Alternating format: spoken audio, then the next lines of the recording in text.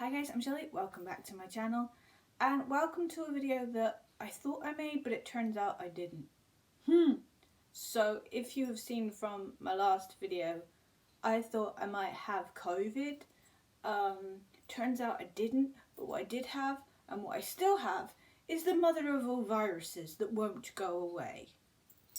Go figure. I wrote a plan for a video, and I was 99% sure that I had actually filmed, subtitled and uploaded my Pride TBR. Turns out I didn't. I just must have dreamt it in one of my fever dreams, and or I am. But basically I have been in bed like I normally am, but I've been in bed more than normal, and so I've sort of been reading a lot, sort of not, because I've been all over the place. I'm rambling. This video, by the way, will be very rambly because I cannot get my thoughts to... So this basically now is a what I read over Pride Month instead of what I was going to read over Pride Month. Starting with The Art of Being Normal by Lisa Williamson. I read this a while ago, so I'm going to be sketchy on the details. This is about David and Leo. David longs to be a girl, Leo wants to be invisible. It's written from both Leo and David's point of view, and it changes text depending on who's speaking. I think it would help if this was an audiobook done by two different actors, because I think that would just add to it. It is a heavy book dealing with a lot of transphobia. I found this book problematic. Now, I am not a trans person, so I can't speak for representation. So as a cis, white, queer person, I found the trans reveal problematic. The gender reveal in this book felt like a plot twist, and you're just like, is that really how it should be done? I don't know if I just didn't connect with this book. People have said it's brilliant.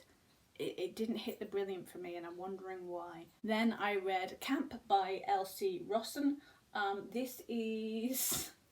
My brain does not remember any of these books, even though I've read them. This is about Randy, who is going to an out proud gay camp, which I absolutely love. It's for a menagerie of queer people. Is that the right way to say it? All of the representation. He's been there before, and he's decided to reinvent himself, so that when he turns up the next year, he's a completely different guy. And he's doing all this because he's trying to get with a guy that we met in camp the year before, named Hudson. And it is the discussion of where you lie and where the person you've made up lies. I'm not good with describing it, but it was all of the representation, all of the cute, all of the adorable, all of the problematic conversations. There are problematic things in here, but they're represented as being problematic. It's like, we know they're problematic, we're going to make our way through them as we read the book, and we're going to unpick them and figure out how to deal with them. And I just really loved the representation in this book, and the sex positiveness is L.C. Rosson. He writes sex positive, he writes love scenes, he writes sex scenes. He doesn't shy away from that. Lots of YA books or lots of gay books tend to just go, oh, well, they kiss in a corner but they don't do anything else. L.C. Rosson talks about sex. He talks about the mechanics of sex, the first time having sex, what classes as sex, depending on what gender you are, or non-binary, and it's just all of the things, and I loved it. Next up, we had the Falling in Love montage by Sierra Smith, or is it Cara Smith? I don't know. But this is about Saoirse, who has a problem with the way that people say her name, because we know Saoirse Ronan, so we say Saoirse. But she reckons, and she knows, that it's Saoirse. Straight at the beginning, it's just like, my name is Saoirse, damn it, deal with it. Saoirse says her name wrong. So, Saoirse lives in Ireland. Ruby is coming to stay with her cousin who lives in Ireland, and they only have the summer together, so they've decided to do the falling in love montage. So you know that bit in a romantic comedy when you suddenly get a montage of them falling in love and doing all the things, like going for a picnic, kissing in the rain, having their first row, it being about a misunderstanding, them making up, having hot makeup sex that you never actually see. All of these things they've decided to do in the summer that they have together. There's a list, there's literally a list at the end of this book. Where the hell is it? Saoirse and Ruby's rom-com list. So they have to watch all these movies and do something from them. This was the book I wanted. This is a lesbian love story that I wanted. It's the Falling in Love montage. Nobody dies at the end of it. You know, nobody gets killed for being a lesbian. Nobody has to have a terminal illness or be crazy or suddenly turns from straight to lesbian and then back again.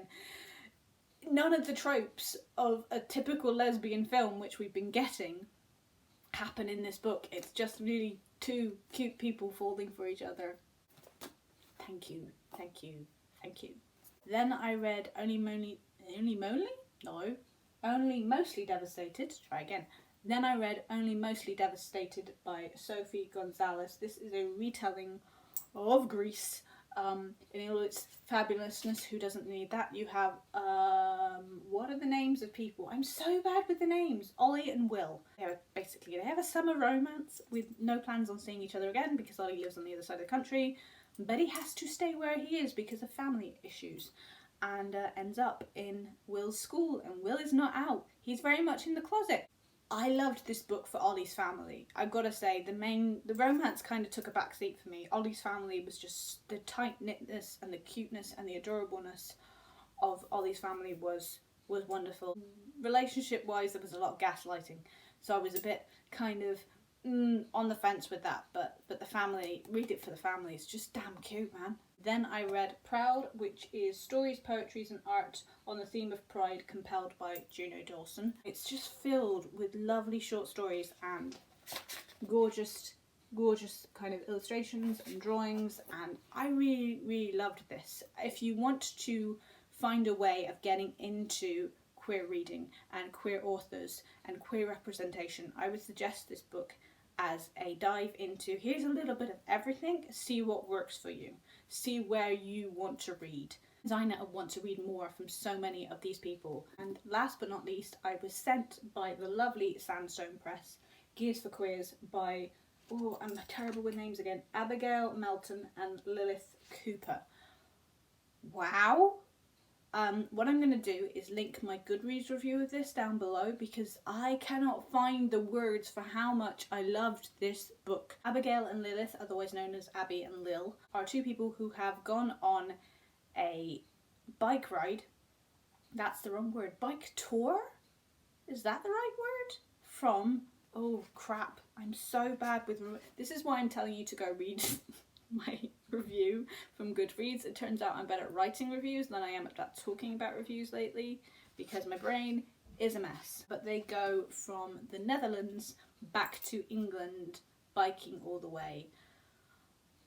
They have mental health issues, which I have the same ones, and so I recognise that.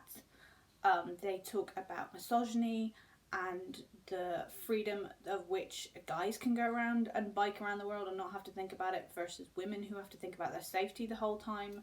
They talk about when they're having a panic attack and when anything goes wrong, they just crawl into their tent and watch Bake Off, and that's their happy place, which I understand completely. I mean, you can see there's so many tabs in this, there's so many kind of highlighted bits that are just all of the things. I read this with Kathy, who I will link down below, as a buddy read, and just, we were both all of the things in this book, and that was on my queer reads for Pride. I am currently reading You Should See Me in a Crown by Leah Johnson, which is about a queer girl named Lizzie who wants to go to a certain college and she couldn't get a scholarship, but in her high school, if you win prom, if you are crowned prom queen, you get a scholarship or you get a bunch of money to the university of your choice. So she joins to become prom queen, even though it's completely not her deal. She's completely not that person. I've got to admit, I'm like, I think about 70% through. The first like 50% was completely trope and problematic, but now they're unpicking that, looking at racism, looking at homophobia, looking at the institution of schools and the class system and popularity and all these things. So it's now kind of picked up and really starting to get into it now. So I'm excited to see where that's going to end up. I've got a feeling it's going to be brilliant. But that is all the things I have read over the last kind of month and a half for Pride. If you made it all the way through this video, thank you very much. Please leave a heart or a little emoji down below to tell me that you made it all the way through my rambling. As I said, these reviews are all over the place because yeah, my brain is all over the place and it's getting really dark all of a sudden because it's gonna rain. I now need to go and lie down again because I've used all my energy for today talking to the camera. don't you just love viruses? Aren't they just wonderful? I hope you guys are all good and staying indoors and looking after yourself, and you're all, you know, protected. And I will see you guys soon after I've had a very big nap, and hopefully for the reading rush, which is coming up. Bye. That was 20 minutes of waffle. How the hell am I going to edit that down? I apologise if this video is seriously long.